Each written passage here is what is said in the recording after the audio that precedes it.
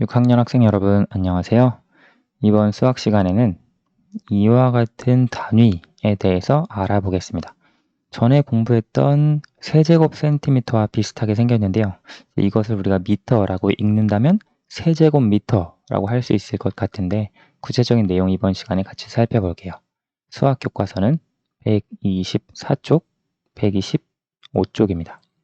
124쪽 1번 컨테이너의 부피를 알아봅시다. 지금 트럭 뒤에 실려있는 이 컨테이너의 부피를 알아보려고 하는데요.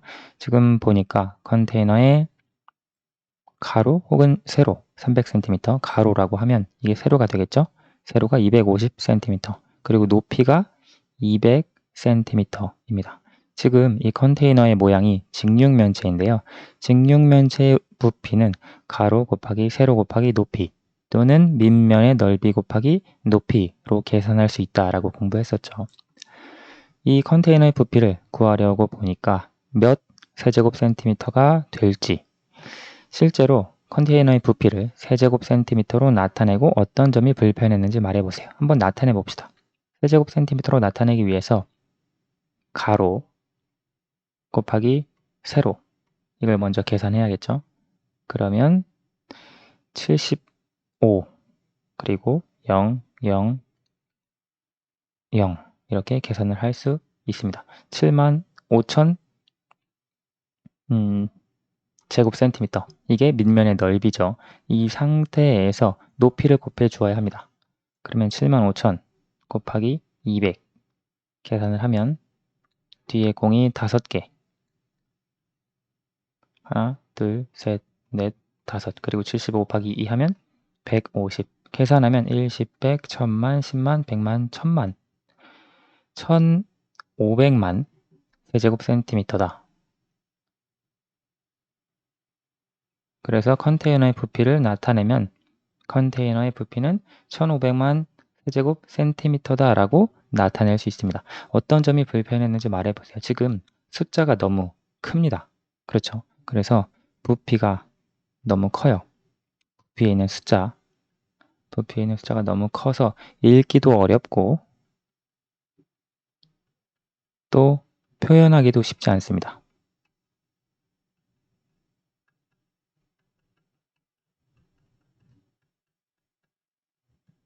그래서 우리가 이 컨테이너와 같이 큰 부피를 조금 더 쉽게 표현할 수 있는 방법이 없을까 해서 지금 아래 내용에서 설명을 하고 있는데요.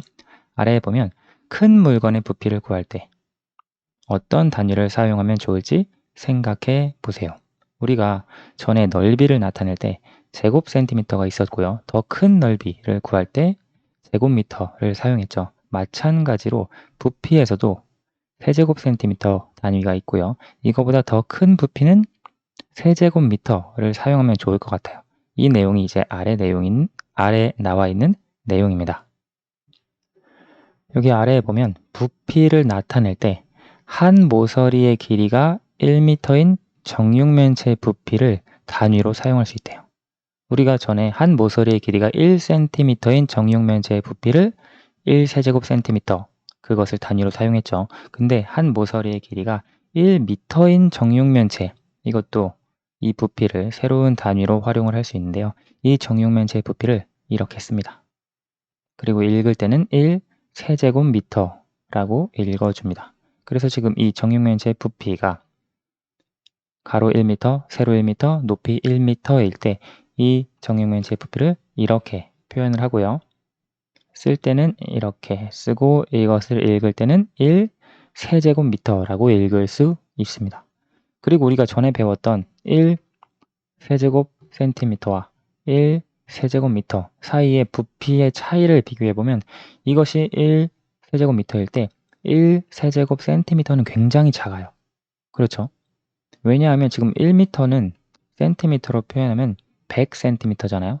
그래서 부피가 1세제곱센티미터인 정육면체가 여기 가로에 100개 들어갈 수 있어요. 그리고 세로에도 100개 들어갈 수 있고요. 또 높이, 이 위아래도 100개 들어갈 수 있어요. 그래서 부피의 단위의 차이가 굉장히 크다라고 하는 걸 알 수 있습니다. 이 내용은 다음 페이지에서 조금 더 구체적으로 살펴볼 거고요. 아래 보면 부피가 1 세제곱미터인 정육면체를 만들어 보세요 되어 있는데 전지와 접착 테이프, 줄자를 이용해서 만들 수 있는데 여러분 원격 수업 중이라면 실제로 만들기가 어려울 수 있어요. 이것을 만드는 이유는 무엇이냐면 1 세제곱미터인 정육면체가 대략적으로 어느 정도의 부피를 가지고 있는지 그 양감, 어림 정도를 여러분이 익히기 위해서 만들어 보는 활동인데요. 실제로 여러분 줄자가 있다면 1m가 얼만큼 되는지 정확히 체크를 해 보세요. 그것이 가로가 되고요. 그만큼이. 그리고 또 그만큼이 세로가 됩니다. 그래서 1 세제곱미터라고 하는 부피는 가로, 세로, 높이가 1m인 정육면체예요. 여러분이 생각하는 것보다 더 클 수가 있습니다. 그래서 우리가 기존에 알고 있던 1 세제곱 센티미터보다 1 세제곱미터는 훨씬 더 큰 부피의 단위라고 하는 걸 알 수 있고요. 자, 그러면 이 내용을 어림 혹은 양감 활동을 통해서 구체적으로 살펴볼게요. 다음 페이지입니다. 교실의 부피를 우리가 세제곱미터로 나타내어 볼 텐데요. 우리가 기존에 알고 있던 세제곱 센티미터로 교실의 부피를 나타내면 여러분 교실을 가로, 세로, 높이가 1cm인 정육면체로 채운다고 생각해 보세요. 굉장히 많이 필요하겠죠. 그래서 교실과 같은 큰 부피는 세제곱 센티미터가 아니라 세제곱 미터의 단위를 사용하는 것이 좋습니다. 여러분이 방금 전에 혹시 1 세제곱미터인 정육면체를 상자를 만들어 보았다면 더 잘 짐작을 할 수 있겠지만 만들어 보지 못했더라도 1m가 대략 어느 정도 된다라고 하는 것을 안다면 교실의 부피도 어림을 해줄 수 있습니다. 교실의 부피는 어떻게 어림을 해줄 수 있냐면 이렇게 생각해 보세요. 부피가 1 세제곱미터인 정육면체 있죠? 가로 1m, 세로 1m, 높이 1m인 정육면체가 교실에 가로에 몇 개가 들어갈지, 세로에 몇 개가 들어갈지, 그리고 위로는 몇 개까지 들어갈지 생각을 해주시면 됩니다.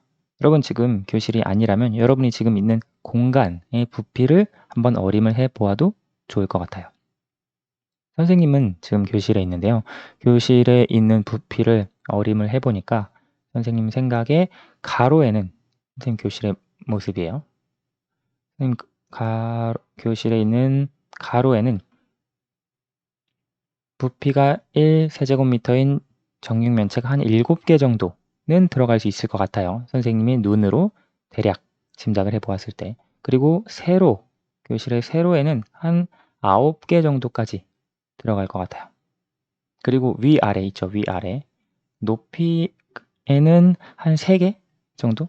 3m 정도 될 것 같거든요. 높이가.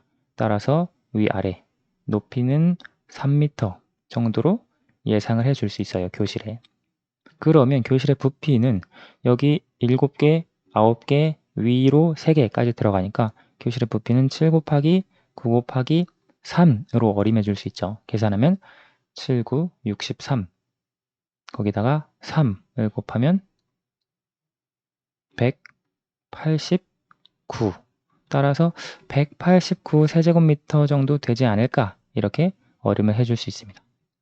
자, 그러면 교실의 부피를 어림한 방법. 지금 선생님이 여기서 설명을 했었죠. 가로에 몇 개 들어갈지, 세로에 몇 개 들어갈지, 높이에 몇 개 들어갈지 1 세제곱미터 부피의 정육면체가요. 따라서 그것을 각각 계산해서 곱해 주었습니다. 이 방식으로 교실의 부피를 어림을 해 보았고요. 교실의 실제 부피를 구하고 어림한 부피와 비교해 보세요 되어 있는데 선생님이 줄자를 가지고 실제 교실의 부피, 즉 가로, 세로 높이를 측정했을 때 정확한 길이는 가로가 7.5m, 세로가 9m, 그리고 높이가 3.6m였어요. 그러면 우리가 이 직육면체의 부피를 어떻게 구해줄 수 있을까요? 직육면체의 부피를 구하는 방법은 달라지지 않았죠. 가로 곱하기 세로 곱하기 높이입니다. 실제 부피를 한번 구해볼게요. 여러분도 지금 방에서 혹은 교실에서 그 부피를 구하거나 가로, 세로, 높이를 측정하기가 어렵다면 지금 선생님이 제시한 자료를 가지고 실제 그 부피를 구하는 연습을 해봐도 좋을 것 같아요. 가로, 세로, 높이를 다 곱해주면 되니까요. 먼저 가로 곱하기 세로 를 계산하면 9, 5, 45, 7, 9, 63 더해주면 67.5가 되겠죠. 지금 밑면의 넓이입니다. 그럼 67.5에다가 높이인 3.6을 곱해주면 되겠죠. 6이랑 먼저 곱하면 6, 5, 30, 76, 42, 66, 36. 자, 이렇게 되고요. 그 다음 3을 곱해주면 3, 5, 15, 73, 21, 63, 18. 자, 이렇게 되고요. 더해주면 0, 0, 3, 4, 2. 소수점 하나, 하나, 두 개 있으니까요. 여기 찍어주면 243이 되겠네요. 따라서 실제 부피는 243 세제곱미터다 라고 하는 걸 알 수 있습니다. 지금 이건 7.5 곱하기 9 곱하기 3.6으로 구했습니다. 그래서 어림한 부피는 189 세제곱미터였는데 이거보다 훨씬 교실의 부피가 더 컸다라고 하는 것을 알 수 있겠습니다. 3번 부피가 1세제곱센티미터인 쌓기나무를 사용하여 1세제곱미터와 1세제곱센티미터 사이의 관계를 알아봅시다. 자, 우리가 이 단위 사이의 차이가 얼마나 되는지 살펴볼 텐데요. 부피가 1세제곱미터인 정육면체의 한 모서리에 놓을 수 있는 쌓기나무는 모두 몇 개인가요? 한 모서리에. 지금 1세제곱센티미터인 부피가 1세제곱센티미터인 쌓기나무의 한 모서리의 길이는 1cm예요. 그렇죠? 따라서 여기서부터 여기까지 100개를 놓을 수 있죠. 왜냐면 1m가 100cm니까요. 이렇게 작은 쌓기나무를 100개까지 놓을 수 있고요. 이쪽 모서리에도 100개 놓을 수 있죠. 왜냐면 1m가 100cm니까요. 지금 부피가 1세제곱센티미터인 쌓기나무의 한 모서리의 길이는 1cm이기 때문에 그리고 위쪽 높이에도 마찬가지로 100개 쌓을 수 있습니다. 문제에서 먼저 한 모서리에 놓을 수 있는 쌓기나무를 물어봤으니까 100개가 되겠고요.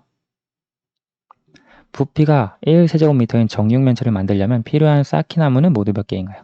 이쪽에 100개, 이쪽에 100개, 이쪽에 100개니까 총 100 곱하기 100 곱하기 100개가 필요하다는 걸 알 수 있죠. 이거 곱하면 만이고요. 이거 곱하면 100만이 되겠죠. 따라서